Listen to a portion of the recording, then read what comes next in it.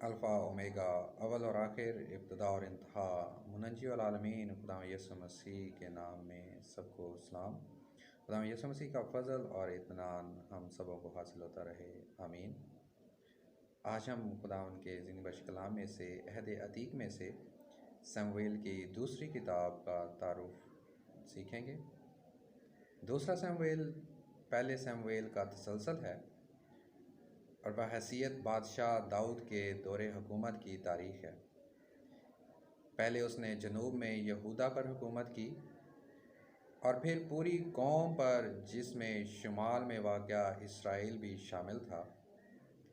یہ داؤد کے حالات کی واضح اور صاف تصویر ہے کہ اپنی بادشاہی کی توسیع اور استحکام کی خاطر اسے قوم کے اندر اپنے دشمنوں سے اور بیرونی طاقتوں سے کیسے زور آزمائی اور جدوجہد کرنی پڑی۔ سارے حالات سے ثابت ہوتا ہے کہ داؤد کا ایمان گہرا، پختہ اور مضبوط تھا۔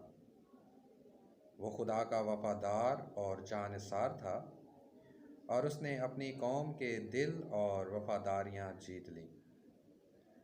لیکن ساتھ ہی یہ بھی ثابت ہوتا ہے کہ بعض اوقات وہ سنگ دل ہو جاتا تھا اور اپنی ہوس، ارادہ اور خواہش پوری کرنے کے لیے خوفناک گناہ کرنے پر راضی ہو جاتا تھا۔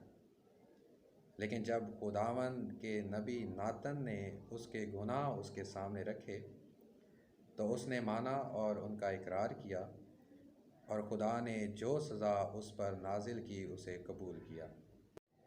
داؤد کی زندگی، کارگزاریوں اور کامیابیوں نے اسرائیلی قوم کو ایسا متاثر اور مرغوب کیا کہ بعد کے ادوار میں قوم پر جب بھی مصیبت اور کڑا وقت آیا اور انہیں کسی بادشاہ کی تمنا ہوئی تو انہوں نے ہمیشہ چاہا کہ وہ کوئی داؤد کا بیٹا یعنی داؤد کی نسل سے اور اس کی مانند ہو۔ اگر ہم اس کتاب کے مضامین کا خاکہ دیکھیں تو سب سے پہلے داؤد کا یہودا پر دور حکومت، اس کے بعد داؤد کا پورے اسرائیل پر دور حکومت۔ اس کو مزید 4 حصوں میں تقسیم کیا گیا ہے۔